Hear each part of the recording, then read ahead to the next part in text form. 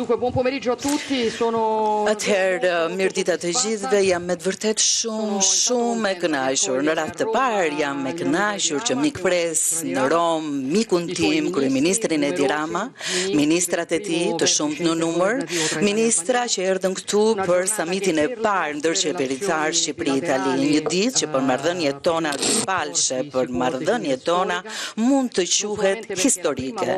Jo vetëm për faktin se është hera e parë që qeveritë tona takohen në një format të këtij lloji, por edhe për atë që ju sapo ishit dëshmitar, pra për sasinë dhe cilësinë e marrëveshjeve dypalshe, teknike dhe qeveritare të cilat u nënshkruan. Është e qartë, ne e dimë që marrëdhëniet mes Italisë dhe Shqipërisë janë marrëdhënie që, le ta themi, i kanë rrënjët shumë thellë. Kanë qenë gjithmonë marrëdhënie të tilla konstante të vazhduara që shkojnë përtej interesave reciprok. Ne, le të thuash që kemi qenë të gjithë paksa të mallëngjyer nga kalimi i asamblesë son plenare me të paktën 20 ministra, të cilët morën fjalën të gjithë duke folur në mënyrë ekskluzive në italisht dhe pa pasur praninë e përkthimit. Mendoni se sa tregon kjo gjë se sa Italia ka qenë dhe është një pikë referimi për Shqipërinë. Ajo çka ne duam të bëjmë me këtë ditë është që këtë marrëdhënie të jashtëzakonshme mes kombeve vendeve tona ta shndrojmë në një mësim, në një thesar për ta fuqizuar edhe më shumë këtë marrëdhënie. Është e qartë që Italia është partneri i parë tregtar i Shqipërisë, janë mbi 3000 kompanitë italiane të cilat punojnë në Shqipëri dhe ideja jon, qëllimi i është që të japim më shumë thellësi, duke i krijuar, vendosur marrëdhëniet tona në një plan më të thellë, duke vendosur dhe thelluar këto marrëdhënie edhe fal Cassa Depositi e Prestiti, fal Simes, dhe për këtë falenderoj administratorët e deleguar të tyre.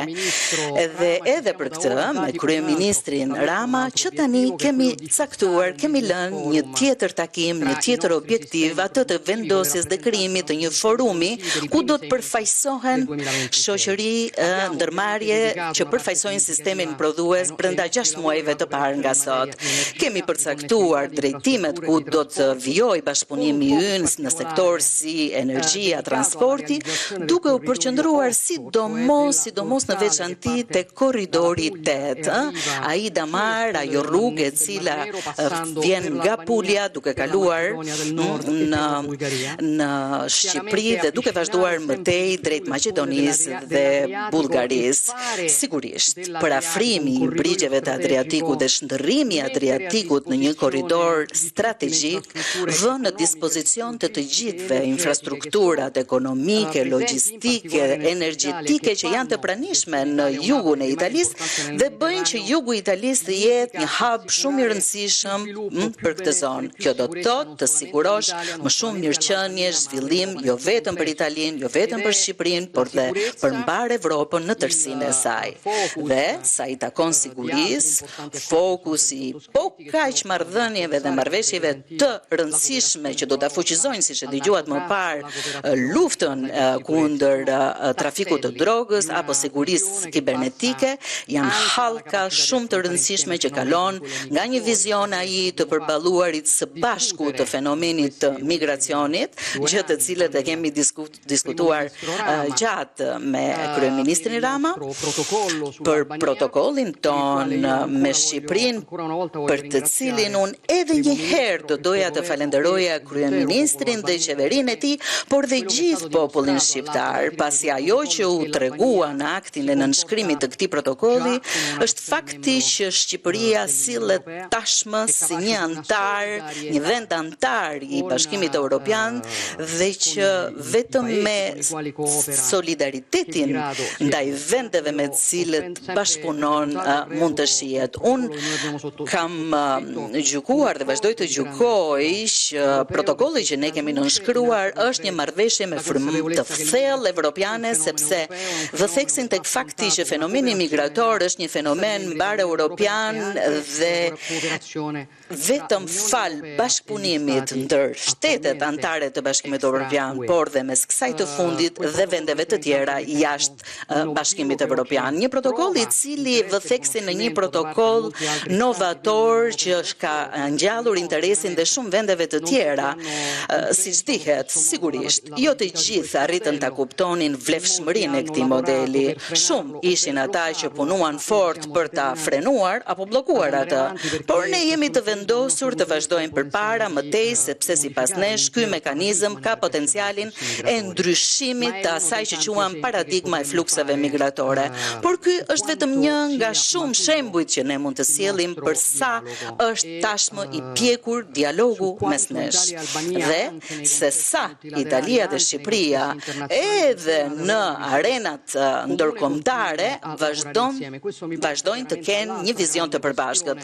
Dhe kjo më shpije në çështjen tjetër shumë të rëndësishme që ka qenë pjesë, objekt i bisedimeve tona dhe vazhdon të jetë pasi pas pak ditësh do të hapet kapitulli i fundit për antarësimin, pra për negociatat për antarësimin e Shqipërisë në BE, një kapitull teknik, sigurisht kjo është shumë e rëndësishme. Dua të them që do të ishte një arsye për të qenë vërtet shumë të kënaqur që të mund t'i hapim negociatat politike pikërisht me rastin e marrjes së kryesisë nga ana italisë të Bashkimit Evropian, që siç e dini do të ndodhë në 6 mujorin e parë të vitit 2028. Do të ishte, si të thuash, diçka kaq e natyrshme për gjithë sa kemi bërë së bashku gjatë gjithë këtyre viteve. Ju e dini që Italia ka lanshuar nisma të ndryshme, siç është nisma e Ministrisë Punëve të Jashtme, falenderoj ministrin Tajani, miq të Ballkanit Perëndimor, të vendeve të Ballkanit Perëndor, pra kemi qenë mbështetës të parë të antarësimit të tyre. Ne vazhdojmë të themi që ky nuk është aq një zgjerim i Europës, por një ribashkim i saj. Nuk jemi ne ata që e vendosim se kush është evropian dhe kush jo. Dhe Shqipëria sigurisht është një vend, një komb evropian. Ajo që na takon ne është ta ndihim këtë proces në mënyrën më serioze dhe nëse është e mundur më të shpejt të mundshme, sepse dhe kjo është në interesin ton. Ne folëm për shumë çështje, po thuaj të gjitha këto çështje janë pjesë e bashkëpunimit dypalësh. Edhe sot folëm për çështje që i takon politikës së jashtme, çështje që mbeten të hapura. Thelluam më tej zhvillimet e arritura në dosje praktika ndërkombëtare, përfshir këtu çështjen e gazës apo luftën në Ukrainë. Dhe me të vërtet delle numerose tappe. Kjo është vetëm një nga fazat e shumta të një bashkëpunimi që nis nga një miqësi që është e largët në kohë, por do të mbërrijë në një lloj bashkëpunimi që është më sistemik e që përmban edhe integrimin e ekonomive tona, edhe përfshirjen e zinxhirëve ekonomik të përbashkët. Janë marrëveshje dhe mirëkuptime që kanë të bëjnë me sektor të ndryshëm, nga siguria tek financat, dhe vullneti është ai të vepruarit në një mënyrë gjithnjë e më të strukturuar. E pra, do të doja të falenderoja në radhë të parë kryeministrin Rama, por dua të falenderoj edhe ministrët, ambasadorët dhe të gjitha stafet që kanë punuar për këtë ditë, që siç e thash, është një ditë historike që hap një fazë tërësisht të re në marrëdhëniet tona dypalshe.